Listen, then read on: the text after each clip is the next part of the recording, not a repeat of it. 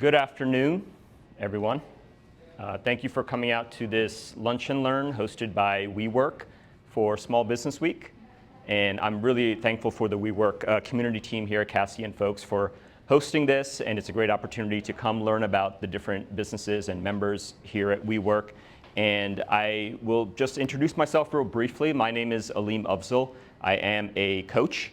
I specialize in working with young professionals and helping them build their social confidence and social skills so that they can achieve career, business, relationship success. It's something that I have been doing for just under a year now as a coach, but I have about 10 plus years of experience in this field. It's something that I'm very passionate about. And I want to spend a few minutes talking about something that I like to call the networking edge. And this is a framework that I have applied to help me create powerful connections and really great relationships that have helped me in a variety of different areas in my life and a variety of different goals that I have. And this is typically an hour-long presentation that I do, but I will condense it in 30 minutes and keep it very abbreviated and value-packed, so I hope that you guys will get a lot of benefit from it. Without further ado, I want to ask you all if any of you here have struggled with any of the following. Now, you don't have to raise your hand. Perhaps you can raise your hand in your own mind. But I can raise my hand and say that I have struggled with every single one of these things. I have woke up in the morning and not had the motivation to conduct myself in my work. I have been in multiple unfulfilled jobs and have been unemployed and struggled to find jobs and apply online and not really get calls for interviews. I've been in periods of my life where I was lonely. I didn't really have a lot of quality friends and people to spend time with. And I'll be honest with you, it sucks. It's a very tough place to be. And I'm finding that even a lot of the people that I talk to, they struggle with similar things. And perhaps like me, you may have tried a whole bunch of different things to help alleviate some of the challenges, whether that's going to a bunch of random networking events and talking to different people. I know for me, I was big on watching a whole bunch of motivational podcasts and YouTube videos to amp myself up, trying to contact the right people in order to get the opportunities that I'm looking for. And I'm not saying that these things don't work.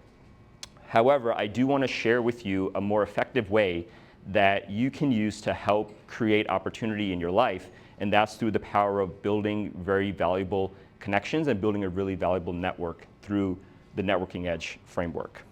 A little bit more about myself. I was someone who struggled with a lot of social anxiety growing up.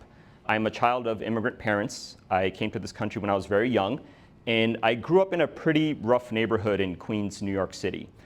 It was a neighborhood that had a lot of gang activity, drugs, crime, alcoholism. It wasn't really the safest place to grow up. And my parents, rightfully so, they didn't really want me to go out there and interact with a bunch of people because they feared that I would get wrapped up with the wrong crowd. And understandably so, I get why they would do that. But the impact that it had on me is that I was afraid of people and I struggled socially. I had a hard time just really being myself. I struggled with something called FOPO, which is fear of other people's opinions. I cared way too much about what other people thought of me. In fact, this photo of me is a great representation of my demeanor throughout much of my school life, just very unemotional, robotic, didn't really have much of a personality, and I was actually known as the kid who never smiled or laughed at a joke in class. And because I care so much about what people thought of me, I actually lived up to that reputation and would purposefully withhold myself from even cracking a smile if someone said something funny. Now, obviously, that can only happen for so long. I realized that I had to develop a little bit of a personality and not be so robotic and allow myself to have a little fun. And as I got older and I entered college, I studied a major that most introverts study, which is engineering.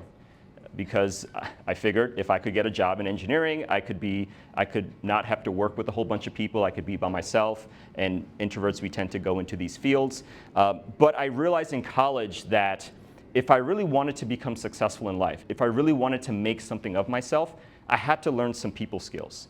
I had to learn how to be more sociable and make those connections and be comfortable around people.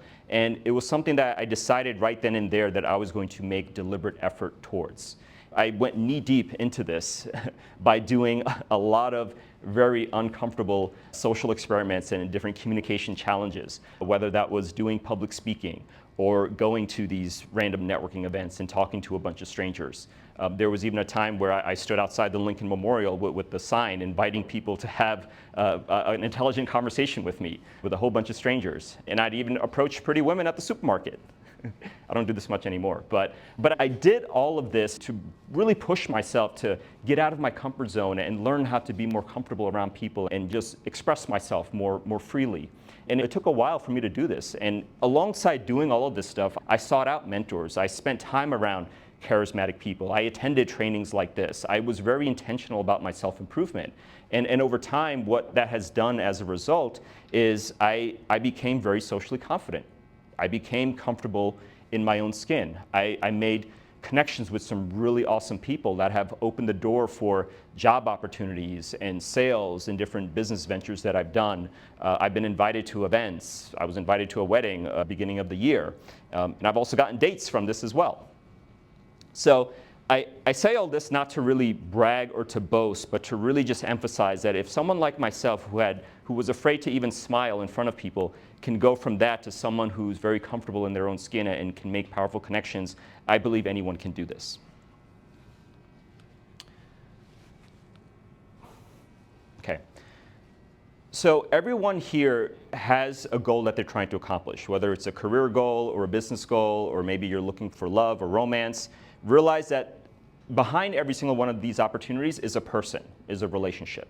And in order for yourself to unlock as many of these opportunities as possible, it's important to get really comfortable with expanding your network and getting to know strangers, or what I like to say, loose connections, those second or third degree networks that you know. For me personally, I have experienced that most of the big breaks in my life really came from people that I didn't know or barely knew, as opposed to close family and friends. Not to say that you can't find opportunities through people that you know really well, but that necessarily wasn't my story.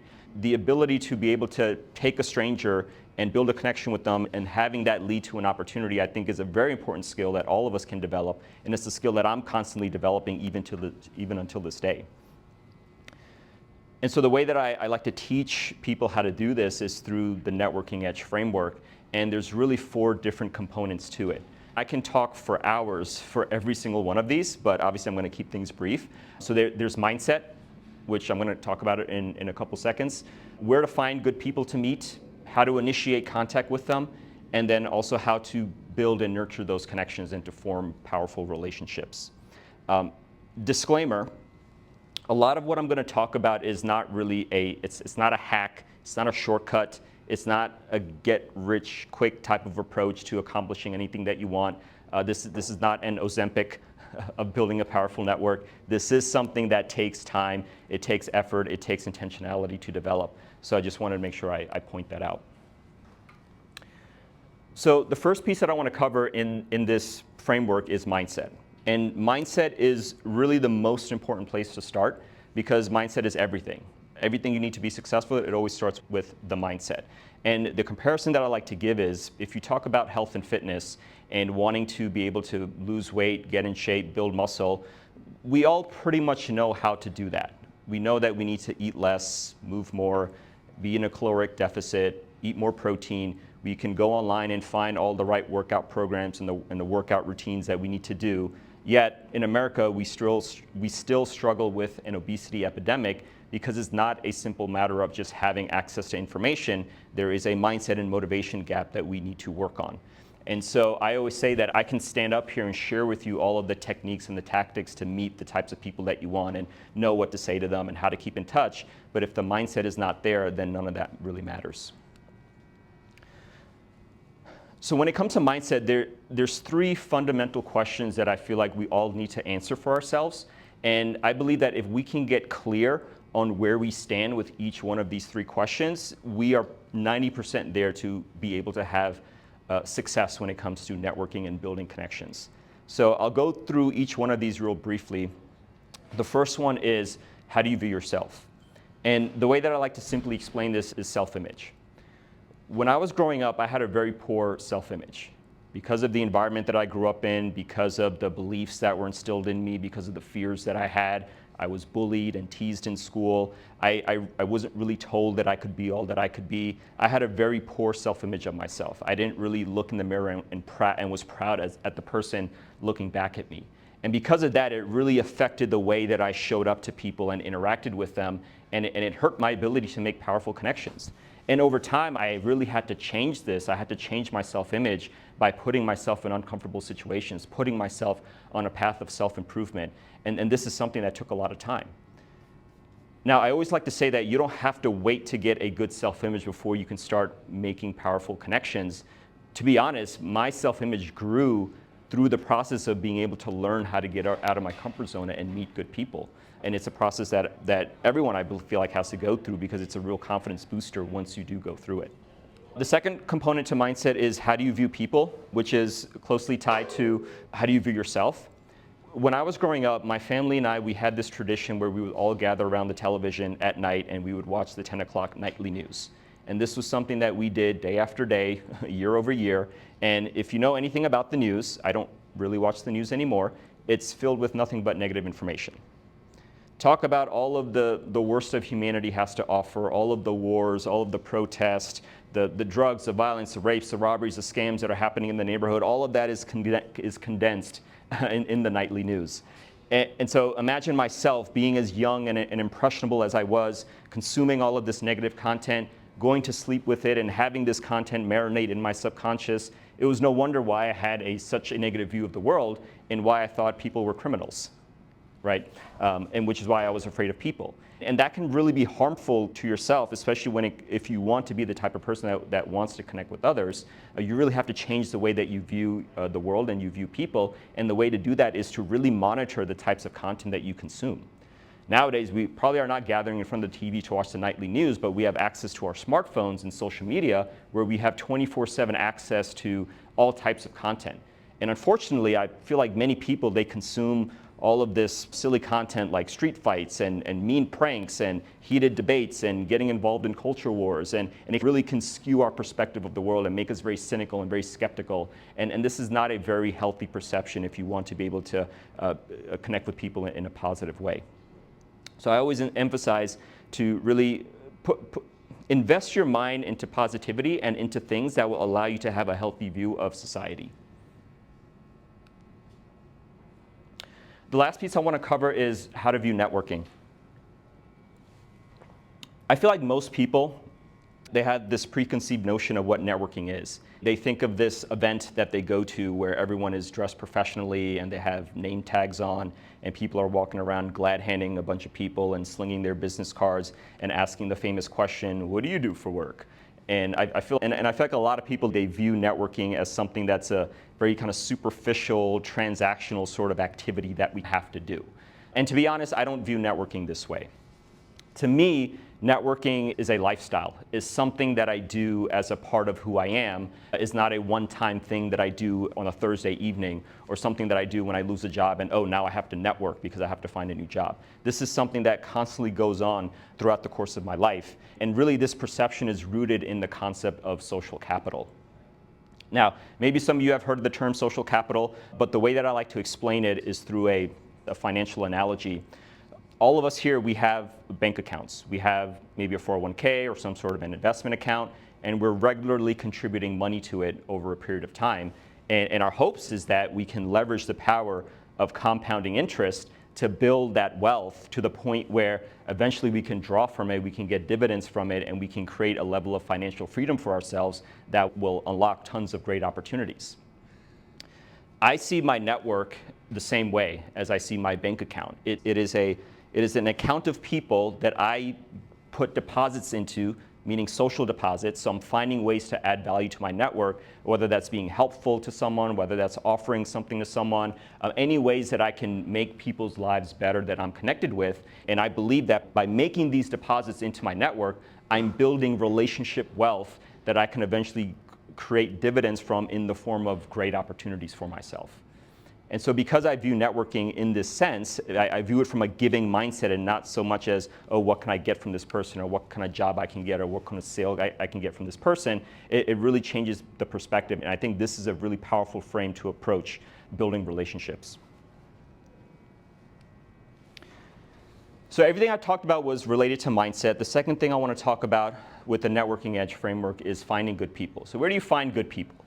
I always say you can find good people everywhere, but obviously that's not a very helpful answer because technically you could walk outside this building and stop a stranger, but that doesn't mean that stranger is going to offer you something that you're looking for. So we have to be a little bit more strategic about it. So I always like to think of where to find good people in three different perspectives. And this might seem pretty common sense, but I think it's important to call out. The first one is interest and passions. All of us here, we have things that we're interested in. We have things that we're passionate about, whether that's, I don't know, pickleball or anime or spindrift, drinks. we all have things that we're interested in. And I always like to say, can you introduce a social component in whatever it is that you're interested in and passionate about, and use that interest as an opportunity to bridge a connection with someone else and use that to build a powerful connection. There's so many opportunities where you can meet people that are interested in the same things that you're interested in and make connections with them. Second thing, go where they go. So this is more helpful in a more professional sense. If you take a look at someone who is an aspiring actor and they want to make it on the big screen, where in this country could this person go to have success in the acting industry? Hollywood, LA, right? Why is that? Because the likelihood of them meeting other aspiring actors, successful actors and actresses, directors, screenwriters, people that can help them realize their goal of being a successful actor, they can find them in Hollywood. They can certainly go to Anchorage, Alaska, but I don't know how helpful that's going to be. So I always say that whatever it is your professional goal is, or your career goal, can you situate yourself in an environment where you're likely to meet those types of people?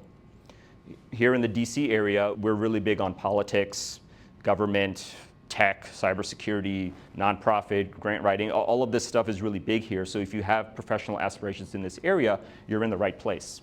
And then the last thing, social media, online communities, AKA the internet. I feel like in today's world, even if you can't physically go to a place where you want to meet the types of people that you want, the internet is a borderless option that allows us the opportunity to connect with any sort of type of person that we want to connect with. You talk about being able to search someone on Google or on LinkedIn and finding exactly the types of people that you want to look for, joining a community, whether that's through a Discord server or a Telegram group or a school community. You can find other like-minded people. You can follow an influencer that has something that you're looking for in life and associate with them through the power of online and through the power of the internet. I know for me, when I was starting out my career as a coach, one thing that was important to me is being able to connect with other coaches, and I was able to leverage the internet to find other successful coaches to build relationships with, and it was also how I found my business coach that I currently work with. So I think goes without saying, this is probably the most high leverage thing that anyone can do if they want to connect with the types of people that they're looking for. The third part of the Networking Edge framework is initiating contact, making the first move.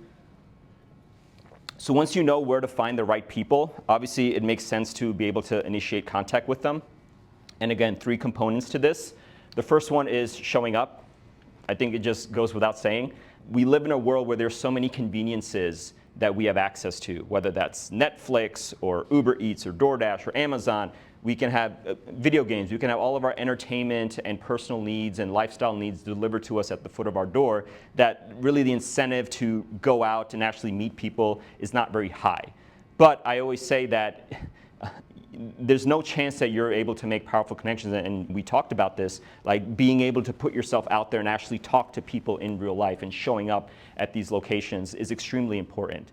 WeWork does an amazing job of being able to host events like this and bring food for us and give us opportunity to meet other WeWork members. I'm looking at a couple folks here that I actually met through WeWork, and it's a great opportunity, but you have to show up.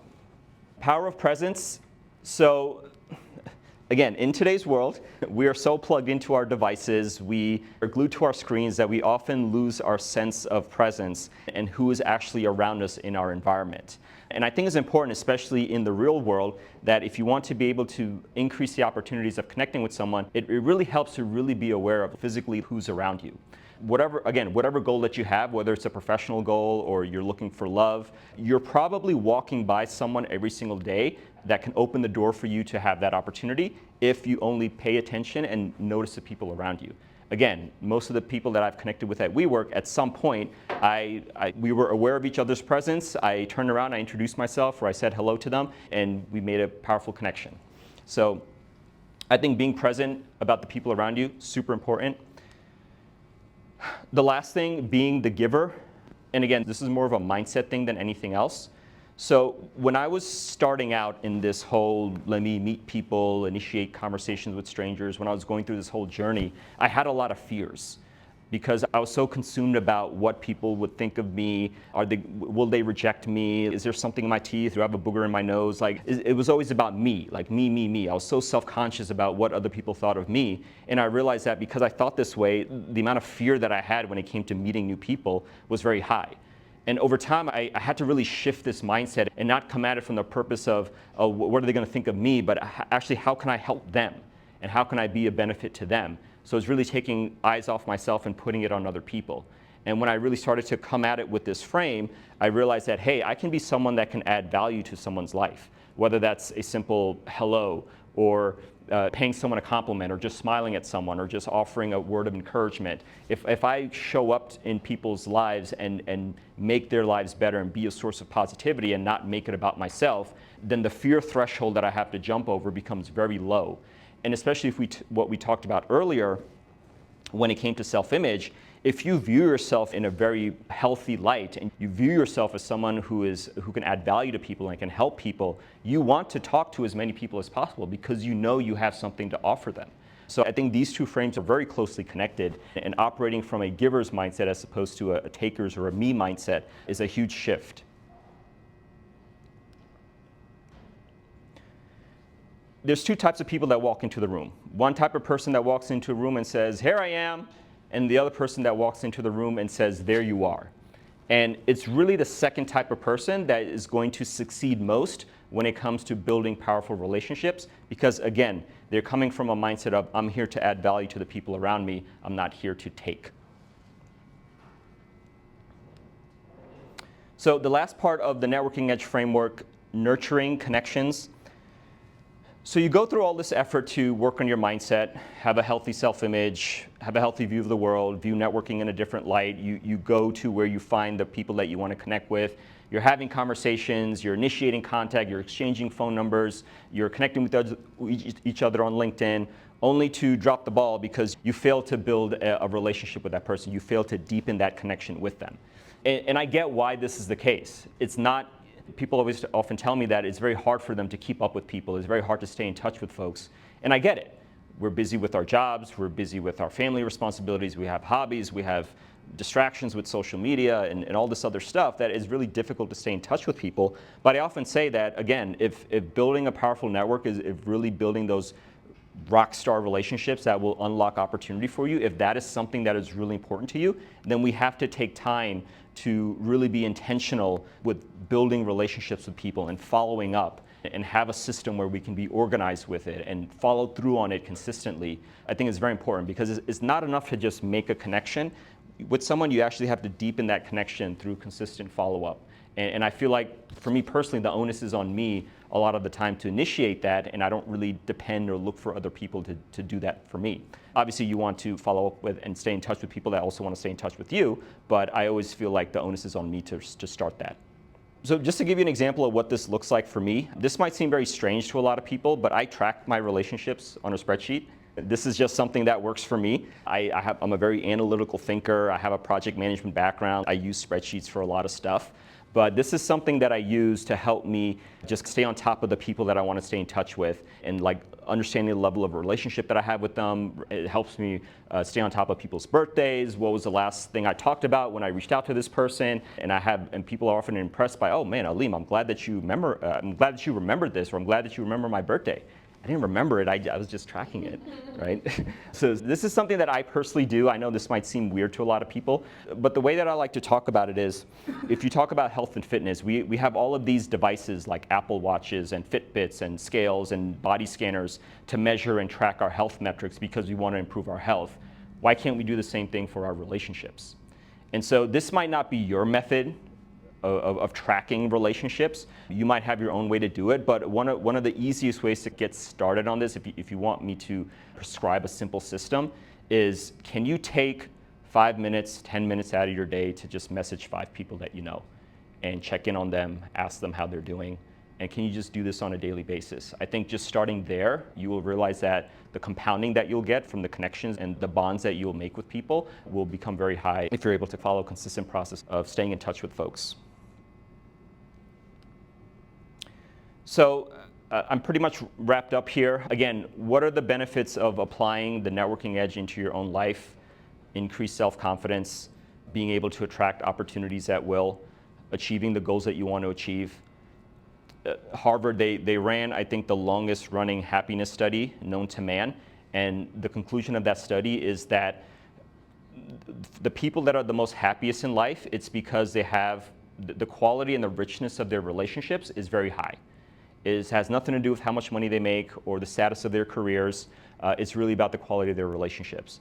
And so if we all, and again, this is a reminder for myself, if we all can make it a priority to connect with people that we already know, create new connections, cultivating those relationships, adding value to others, we will unlock and realize a whole new set of happiness and fulfillment that we probably would not have ever before. And especially in a world today where a lot of people struggle with loneliness. We struggle with mental health issues. We don't feel like we have quality people in our lives. I think it's helpful to be able to use something like the networking edge and being intentional with our relationships to help us get out of those situations. I'm out of time. I had a case study example that I wanted to go through, but I won't be able to do so. But speaking of networking, connect with me. I do one-on-one coaching.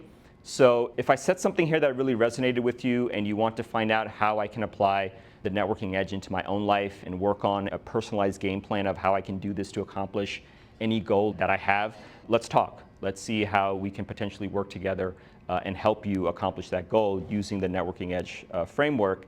And again, this is something I'm deeply passionate about. This is something that I've applied into my own life and have seen positive transformational results that I want nothing else but to have other people experience the same. So with that, thank you for coming out. I appreciate your guys' time, and thank you again.